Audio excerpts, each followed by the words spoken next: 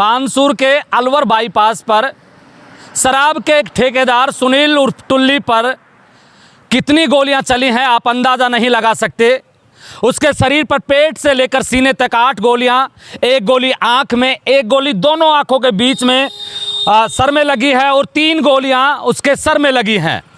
अंदाज़ा लगाइए कि किस तरीके की भयानक मौत उसको दी गई है। पुलिस प्रशासन यहाँ मौके पे मौजूद है। जिस जगह पर गोली चली ठीक मेरे पीछे निखिल टेलर्स है। सुबह तकरीबन 11-12 बजे के आसपास सुनील यहाँ पर मौजूद था। इस दुकान पर कपड़े लेने के लिए आया था।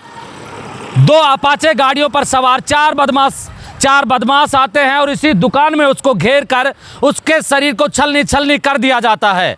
पुलिस तफ्तीश कर रही है। अंदाज़ा यही लगाया जा रहा है कि शूटर जो थे वो बाहर से आए थे और मारने की जिम्मेदारी जिस तरीके से अंडरवर्ल्ड और आतंकवादी लेते हैं उसी तरीके से सुनील उर्फ टुल्ली के गांव के ही कृष्ण पहलवान ने ली है। एक वीडियो वायरल करके जिसमें वो कह रहा है कि जो हमारे रास्ते में आएगा, जो हमारा नहीं है, वो हर आदमी रास्ते से हटा दिया जाएगा। क्या बानसूर अब अंडरवर्ल्ड की जद में जा रहा है? क्योंकि इस तरीके की घटनाएं होना और उसके बाद में वीडियो जारी करके जिम्मेदारी लेना, ये अंडरवर्ल्ड की तर्ज पर जा रहा है।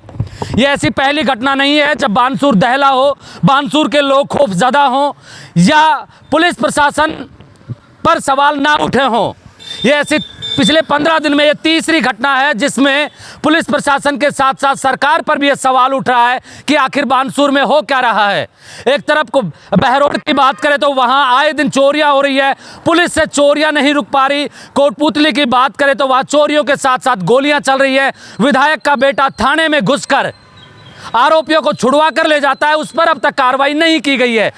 वहीं बानसूर की बात करें तो पिछले 15 दिन में ये तीसरी घटना है जिसमें गोलियां चली हैं। टोल टैक्स जो कोटपुतली बानसूर के बीच में टोल टैक्स है, बुटेरी टोल टैक्स के पास में गोली चली। तकरीबन 15 दिन पहले एक शख्स को गोली लगी, गनीमत रही कि उसकी जान बच गई। नारायणपुर इलाके में अभी 7-8 दिन पहले बनवारी यादव पर गोलियां चलती हैं और उसकी बनवारी यादव के साथ में ज़मीनी विवाद को लेकर एक झगड़ा होता है। परिजनों ने कहा कि उसमें गोलियां मारी गई हैं, लेकिन जो पोस्टमार्टम रिपोर्ट है उसमें कहा गया कि धारदार हथियार से उसकी हत्या की गई है। लेकिन आज तीसरी बात करें तो सुनील के ऊपर जितनी गोलियां दागी गई हैं, जब ये दुकान खुलेगी मैं दिखाऊंगा आपको कि कितनी गोलियां मारी गई हैं। इस दुकान जब खुली हुई थी पुलिस ने हालांकि फ़ोटो और वीडियो नहीं लेने दिया गया, हो सकता है कि उनका अपना एक प्रोसीजर हो, लेकिन जितनी गोलियों के खोखे मैंने देखे मेरी आंखें देखती रहेगी कि कोई इतना बेरहम कैसे हो सकता है, कितनी गोलियां कैसे मारी जा सकती हैं। अब दरअसल मैं पूरी घटनाक्रम बता देता हूं कि ये पूरा घटनाक्रम है क्या। सुनील उर्फ टुल्ली जो कि बानसूर के बालावास का निवासी है, शराब का ठेका चलाता हुआ आ रहा है। शराब के एक ब्रांच को लेकर, ब्रांच कानूनी रूप से ब्रांच कुछ नहीं होती शराब के ठेकों की, लेकिन पुलिस प्रशासन और प्रशासन मिलकर ऐसी ब्रांचें चलवाते रहते हैं जो गैर कानूनी है। शराब के ठेके की एक ब्रांच को लेकर सुनील और कृष्ण पहलवान के बीच में आपसी कहासुनी होती है और वो कहासुनी इतनी बढ़ जाती है कि 2 साल पहले सुनील और टुल्ली के ऊपर उसी के ब्रांच के अंदर घुसकर 12 गोलियां मारी गई थी, जिसमें सुनील बाल बच गए थे। उसके 1 साल बाद में या 1 साल पहले अब कहें तो 1 साल पहले भी सुनील पर इसी बाईपास के ऊपर गोलियां चलाई जाती हैं। लेकिन अब तीसरी बार जब उस पर हमला हुआ तो 4 लोग सवार थे, 2 अलग अलग अपाचे, सफ़ेद कलर के अपाचे यहाँ आकर रुकती है। सुनील यहाँ कपड़े लेने के लिए आया होता है, उसके ऊपर गोलियाँ चलती है, ताबड़तोड़ गोलियाँ चलती है क्योंकि दुकान चारों तरफ से बंद थी। तकरीबन 13 गोलियाँ उसके शरीर पर लगती हैं और जब यहाँ से इस तरफ भगते हैं वो बदमाश, तो यहाँ निकलने के बाद में 3-4 गोलियां चलाते हैं और पीछे देखिए कि जो सर्किल आपको नजर आ रहा है वहां पर भी गोलियां चलाते हैं। हालांकि जो बदमाश आए थे वो इस जगह तक गाड़ियां लेकर नहीं आए थे क्योंकि उनको हो सकता है कि पता हो कि यहाँ पर सीसीटीवी कैमरे हैं, लेकिन यहाँ से जब भागे तो थोड़ा सा दूर जाकर उन लोगों ने अपाचे गाड़ी के ऊपर बैठकर हवा में फायर करते हुए भाग गए। अब मेरा सवाल सिर्फ इतना सा है सरकार से और प्रशासन से। सरकार से इतना सवाल है कि जब कांग्रेस का शासन हुआ करता था, शकुंतला रावत कैबिनेट मंत्री हुआ करती थी, जब इस तरीके की घटनाएं होती थी तो बीजेपी के नेता और कार्यकर्ता रोते हुए घड़ियाली आंसू बहाते हुए घटनास्थल का दौरा करते थे। लेकिन अब तक इस घटना को तकरीबन 5 घंटे से ज़्यादा का समय हो गया, ना विधायक यहाँ पहुँचे हैं, ना विधायक के खास लोग यहाँ पहुँचे हैं।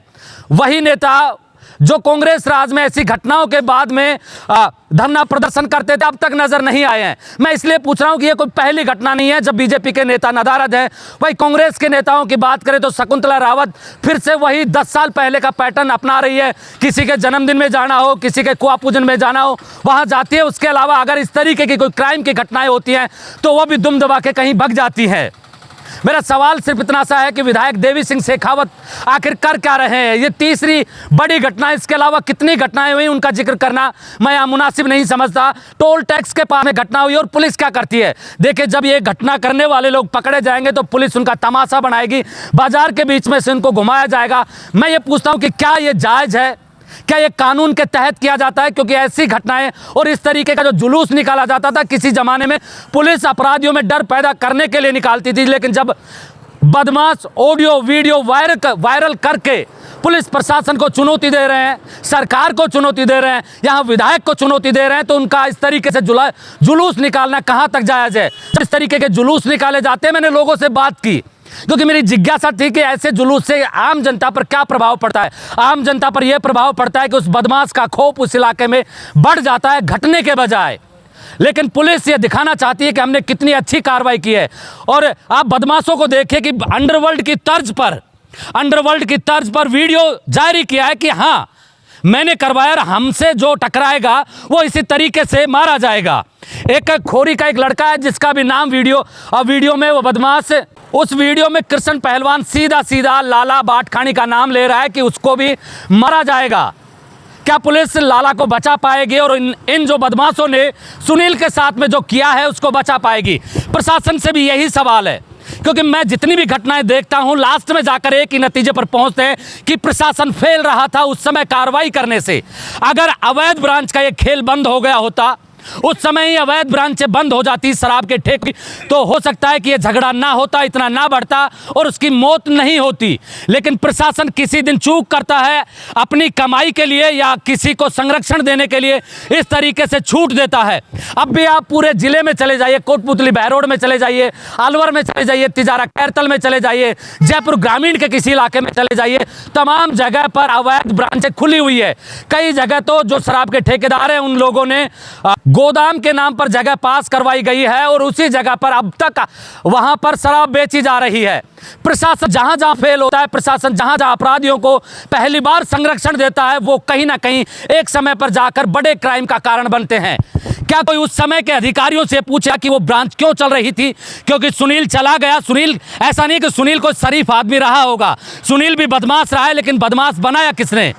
कृष्ण पहलवान है, वो भी बदमाश नहीं रहा होगा, लेकिन उसको बदमाश बनाया किसने?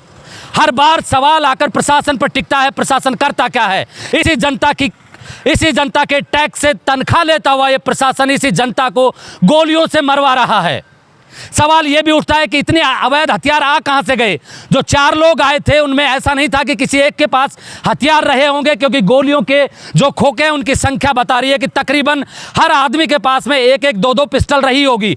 कौन सी पिस्टल थी, देसी थी, विदेशी थी, कैसी पिस्टल थी, इसका भी खुलासा हो नहीं पाया है। लेकिन पुलिस क्या करेगी? कुछ दिन बाद जब वो पकड़े जाएंगे तो एक जुलूस भर निकाल देगी और विधायक और विपक्ष के नेता घड़ियाली आंसू बहाते हुए इन लोगों के घर पे जाएंगे। लेकिन जिनका बेटा चला गया और जिनका बेटा जेल में जाएगा, उनकी जिम्मेदारी कौन तय करेगा? आप मेरे साथ देख रहे हैं ब्लैक एंड व्हाइट सच। मैं महेंद्र यादव। जय हिंद, जय भारत।